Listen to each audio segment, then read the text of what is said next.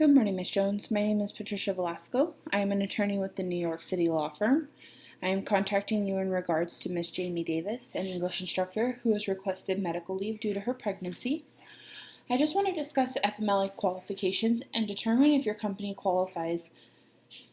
Keep in mind that Family Medical Leave Act of 1963 is not available to every employee, as there are eligibility guidelines and criteria that must be followed. Those guidelines are as follows. The employee must have been employed with the company for at least 12 months. The employee must have worked at least 1,250 hours during the past 12 months prior to the request for FMLA. And the employer must have employed more than 50 employees within a 75-mile radius of the work site in order to be required to offer FMLA to its employees. With Skyline Preparatory High only having 47 faculty and staff members on payroll, Jamie Davis does not qualify for the Family Medical Leave Act. Some alternatives that could be offered to Ms. Davis would be a leave of absence, unpaid time off, and she could use her sick time as well as vacation time during her unpaid time off.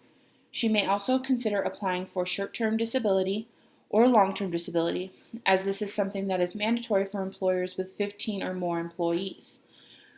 With her being pregnant, she will qualify for 6 weeks of short-term disability at 40 to 60% of her pay if she has a normal delivery.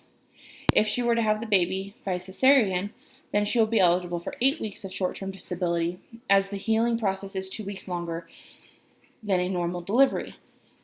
Now let's talk about where an issue could arise. Ms. Davis would qualify under the Pregnancy Discrimination Act and the Americans Disability Act, as these are aimed towards the discrimination of pregnant women or those with disabilities or other medical-related conditions, such as Ms. Davis's preeclampsia.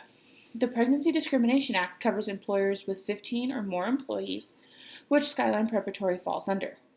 Women who are pregnant or affected by pregnancy must be treated in the same manner as the other employees who have similar abilities or limitations. Pregnancy-related benefits cannot be limited to the married employees. Therefore, just because Ms. Davis is not married, and this is seen as a bad example for the students, the school could face a lawsuit, as this case would fall under the Pregnancy Discrimination Act. I highly recommend moving forward with one of the other options I mentioned above, such as unpaid time off, a leave of absence, short-term disability, or allowing her to cash out all PTO and sick time.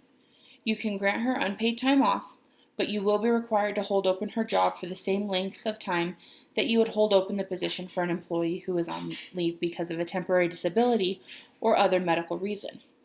I believe that by offering these options to Ms. Davis, this will lower the chance of a lawsuit against Skyline Preparatory under the Pregnancy Discrimination Act. I highly recommend that you not terminate Jamie Davis on the basis of pregnancy, because it is a violation of Pregnancy Discrimination Act. To conclude our discussion today, Ms. Doris, I believe that it is best if Ms. Davis is granted her leave with a guideline of when her return is expected.